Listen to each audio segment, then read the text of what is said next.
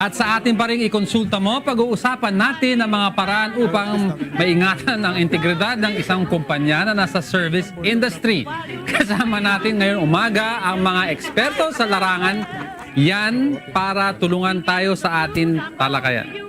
Dr. Camille Garcia, psychologist, Ms. Sheila Viesca, talk shop owner, Dr. Rainier Umali, psychiatrist, Mr. Rolando de la Cruz, UP professor, President and CEO of Darwin International School, Professor at UP Diliman, won the 2013 Rappler Do More Award and UPAA Award in Educational Innovation. At si Ninang Riza, ang ating financial analyst. Yes, good morning. Morning. Morning. Morning. Ayan, oo nga. Paano ba usually, punta muna tayo dun sa pag-hire ng mga tao. Di ba isa sa mga important sa integrity ng isang company, lalo pa sa service industry, yung principles ng kumpanya, in line with the principles of yung mga empleyado na kukuhanin, possible na employees. Paano nyo mai-ensure yun na ganun po yun? On the different aspects, bago sa edukasyon, tapos sa Process. Kailangan mo mag-hire, kailangan mo mag-advertise, and then people will come to you, you have to interview them. Yeah. Tapos hindi pwedeng ang tinitingnan mo lang yung academic background or school. Kailangan talaga yung masipat mo, malaman mo ano talaga pagkatao niya. You need to ask questions on the family. If you give them questions, then mag-gauge mo ano yung views niya on certain issues. Yeah. So, mahirap. Pero hindi rin natatapos doon eh. Siyempre, may examinations. And then, pag hired na siya, yung observation, kailangang tuloy-tuloy. Hindi pwedeng one-shot deal yan and then it's, hindi ganun eh. It's not enough. Ano naman yung pinaka-common question na nag-interview? Unang-una, importante malaman mo ano goal niya sa buhay. Kasi kung wala siyang goal sa buhay, baka wala siyang sapitin sa kumpanya mo. Tapos, bukod dyan, kailangan malaman mo ano yung karanasan niya sa previous jobs niya. Ba't siya umalis? Magkanong sweldong inabot niya? Kasi kunyari, naka 7 years na siya in one school or one company, for that matter, tapos hindi man siya umangat ni katiting. So, it tells a lot about the person. Tanong naman natin si Ma'am Sheila, kapag nakapasok na kunwari empleyado, syempre may mga panuntunan yung kumpanya, di ba? Kung paano makakapagbigay ng magandang serbisyo sa ating mga kliyente.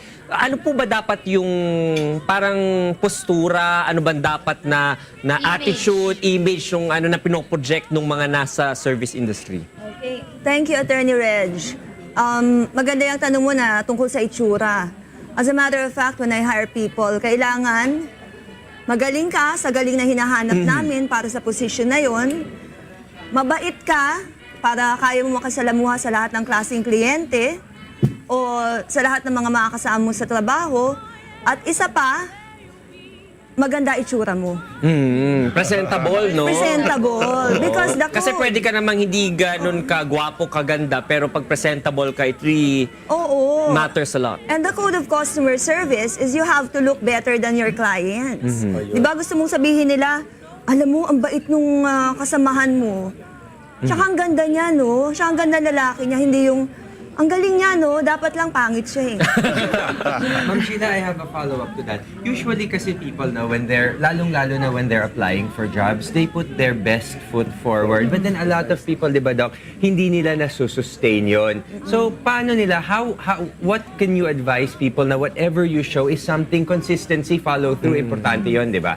In the service industry, ang importante dyan, integrity, eh. Integrity of character and integrity of service.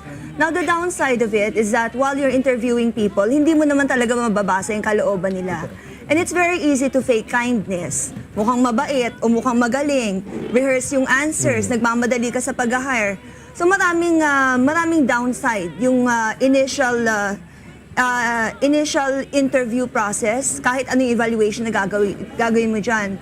Gusto ko nga yung sinabi ni Prof na kailangan obserbahan mo. Because over time, makikita mo talaga kung ano yung klase ng tao na hinar mo. And it's very good on the part of employers that we have the 6-month probation. Take advantage of that because that's how you will know if the grooming, if the coaching and mentoring that you have for the people that you hired is actually the right the right intervention or mentorship for them. Kasi pwedeng mali sila para sa industry mo or mali ka para sa professional growth nila. Para naman ako kay Doc O'Malley, para naman dun sa mga nag-a-apply na, oo, matalino sila, they know what they're going to do, alam nila yung pagtatrabaho. But the problem is, wala silang tiwala sa sarili nila. At ang tingin nila sa sarili nila, hindi nila kaya, etc. Ganun. Sa experience ko sa pag-evaluate ng mga applicants, ang importante, ang aplikante, should be suitable doon sa values o doon sa gusto ng company na ina-applyan nila. Wala kaming pakialam kung ano ang iyong pagkahina na tao. Ikaw ang dapat umadapt sa amin, hindi kami mag-a-adapt sa iyo. In my experience sa BGMP noon, dahil I have to evaluate 400 applicants in 1 week. You know? Ang massive ang ginagawa ka dyan para ma-minimize yung evaluation, IQ. Was bagsak ka sa IQ, wala ka sa next step. Yeah. Next step niyan is NP screening. Sa NP screening, paano? Lumalabas doon ang iyong mga inner conflicts na hindi mo alam na ilalabas mo yon. Ano po yung MPU ba yung psychiatric Neuropsychiatric test, evaluation. evaluation na dapat itinitake ng mga Yes, yes. empleyado? Doon mo malalaman yung tunay na character ng Doon mo malalaman kung may prejudice ba sila. Red flag. Kung magari yung tawag namin ng red flags, lalabas din yung Okay. mga red flags. No? Pag nakita ko na yan, as papasa ka for interview, Yeah. that's the time titirahin kita sa core conflict. Kasi Sige, go. Hindi, kadalasan po kasi 'di ba iba mga kumpanya, mas priority nilang tignan yung anong score mo sa Yeah, EQ mo than your IQ. Sa akin, pareho palagi yan eh. You know, you may be emotionally good, but intellectually poor. Eh, hindi ka rin magsusot sa amin. And di ba sinasabi mo So, kanina, it they has to always be put their balanced. best foot forward. Minodify ko yung questioning dyan eh. Paano minsan, tatanungin mo yung aplikante, what are your strengths and weaknesses? And more often than not, applicants will only answer strengths. No, bihira ka makakita ng magsabi ng Sabi yung weaknesses. weakness. So, kaya minodify ko questioning ko dyan. If you are going to change Something. or improve something, ano yun? So, hindi nila alam, hindi nila napapansin, yung my question is double negative. So, you will be forced to say kung ano yung i-improvein mo or babaguhin mo sa sarili mo.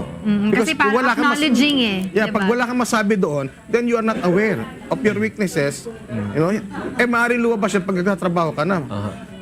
Doon ano yung mga sample questions? Like ako kasi, pag nag-interview ko ng mga staff ko, I will ask, if I will give you 1 million pesos today, what will you do? Is that a good question? Yeah, that's good. Because judgment na yun eh. Yun ako yung diskarte nila. Paano, anong gagawin nila doon sa milyon na? Nasa diskarte mo na yun, nakikita mo na yun. Pero dapat magaling ka mag-follow up. So makikita mo yung lifestyle nila, Yeah. kung paano nila hawakan yung pera And nila. yes, sa akin, paano minsan nasa bureau nga ako, yung ginagawa ko dyan para makita ko talaga yung personalidad ng tao, humahabilo ako sa kanila. Habang naghihintay, no, ako ordinaryong suot. Paano, minsan may nakalagay dyan, no? Don't step on the wall. Yeah. Ay, kita mo, ano ibig sabihin ng don't step on the wall? Yung pala, yung iba, tatambay, tapos yung paa nakatapak sa Sa wall, wall, dumudumi. yeah. Tapos makikita mo siya na nakatapak. Yeah. Kaya pagdating sa interview yan, more or less, alam mo na, bakit ka tumatapak doon? Tanong naman natin, no, doon naman sa, kasi syempre service industry, kasama dyan ng mga hotel. Ano po yung masasabi naman ninyo doon sa corporate culture, kunwari ng isang hotel, na to discriminate between people, among nationalities, among companies, kung sinong mas malakas, parang yun yung mga i-carry nila sa cable nila. Ano po ba yung, bakit merong ganun? I mean, galing po ba sa edukasyon nila yan? Sa mindset ba nila? O sa behavior talaga nila? Yun yung gusto nilang iparating sa lahat ng mga empleyado nila? Pwede bang sagutin yan? Nasaan ba si Kuya? Oo, sige. Supitel. Oo. Attorney, ang background ko before I set up the talk shop, Yeah. I was in the service industry. Okay. And that was great grooming for me to start my own business. But it's also a big challenge, preserving the integrity of character and integrity of service. Kasi dyan sa pakikisalamuha mo sa mga iba-ibang tao, pakikisama mo, you will be put on the spot and then challenged to even compromise. Kailangan matibay ang pagkatao mo at paninindigan mo so that you grow with the industry. Ngayon, what sustains the service industry? First of all, yung leadership.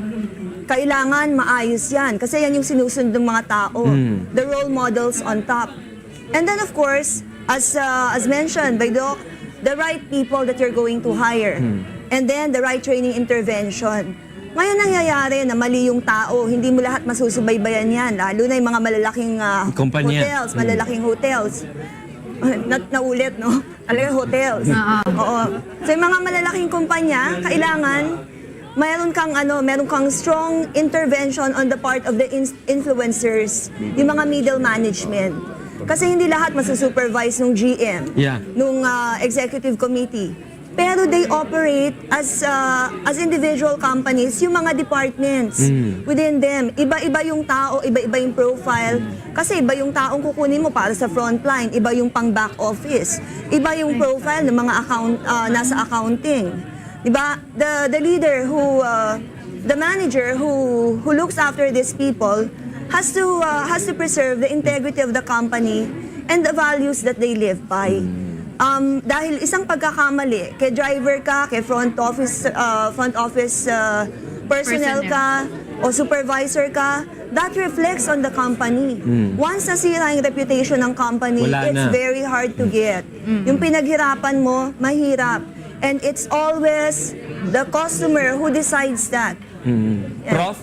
Alam mo, ang observation ko sa mga hotels, malaking parte niyan kasi yung culture, kultura ng mga staff. Yeah. Kuminsan galing sila sa iba-ibang bansa. Halimbawa, Totoo. no? Yeah. Pero kuminsan din kultura ng kumpanya.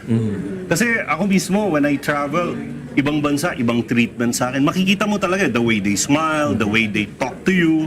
Kuminsan, hihingi ka lang yung cork remover para sa bottle of champagne, no? Yung iba talaga, very pleasant, and they'll run an extra mile for you to give you what you need, no? Or one time, humihingi ako sa isang hotel ng taxi, no? Ipara ako. Ang pinadala sa akin, Mercedes-Benz. Wow. So, depende talaga sa hotel. Pero may hotel naman, mahal na binayaran mo sa abroad, pero yung treatment sa'yo talagang mali. Ang masasabi, pero pinakamasakit dyan, and naranasan ko din yan even here in the Philippines, no? Iba-iba kasi kumpanya, no? Kuminsan, ang nagdi-discriminate sa'yo, kapwa mo na Pilipino. Kasi nakuha nila yung values doon sa bosses nila. So, yun ang pinaka hindi magandang mangyari dyan. And I think, mahalaga dito, number one, syempre, kung Pilipino yan, family. Tsaka yung values niya from the community. Pero kung abroad yan, yung kultura mismo. Kasi remember, may mga bansa na parang ang tingin sa atin hindi kataasan. Yeah. That's bad, no?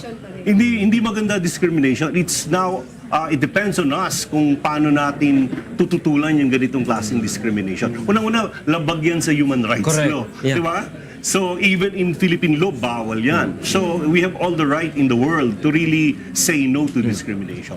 Ayan, on that note, Doc, paano ba dapat paano kami mga clients, no, tayo, na pag nakakita tayo ng diskriminasyon, how should we react to these kinds of acts? Paglaban natin yun, number one, nandaman sa social media. You know, makita mo naman ang reaction ng social media pag may mga ganyan discrimination, very supportive. Huwag natin papasok sa isip natin na abala lang yan Yeah. You know? Minsan yun ang sakit natin kaya tayo na di-discriminate, hindi natin pinaglalaban. Tignan mo mga foreigners, i-discriminate mo. Oo, lalaban sa... Lalaban yan. You know? Tayo kailangan matutong lumaban at paglaban natin yung karapatan natin. Yan. Maraming salamat po. Ma'am Liza, go. Yeah, yung consumer rights natin, ipaglaban natin. Yeah, Tama yun. that's true. That's true. Pero pahabol, Go. last pahabol. Kung pinag-uusapan natin dito, service industries, Yes. Yeah. dapat, I want to propose, hindi lang dapat private companies ang nasamay natin. Kasama sa serbisyo kasi gobyerno. Tama. And it's Tama the yan. biggest bureaucracy na ma-encounter mo sa buhay mo. Di ba? Mula pinanganak ka, At marami ring discrimination pupunta ka dyan. sa NSO. Kung minsan hindi discrimination, talagang yung buong opisina na yon hindi service-oriented. Yeah. So, bukod sa discrimination, Pilipino, dinidiscriminate kapwa Pilipino. Yung mismong thinking, di ba? Na dapat baguhin. na sinusungitan ka pa. Wala pong lunch break. Halimbawa, Nag-lipstick na. pinapalis ka na, Lipstick na, diba? or 3 o'clock pa lang, nagme-makeup na, ayaw nang entertain yung request mo. So, in any aspect of life, may service kasi. Ayan. Maraming salamat, Ninang Riza. Isa po nating suking-suking financial analyst dito. Kay Dr. Rainier Umali, ang suki rin po nating psychiatrist. At kay Ms. Sheila Viesca, siya po ang owner ng Talk Shop. At kay Mr. Rolando de la Cruz, siya po ang president, CEO ng Darwin International School.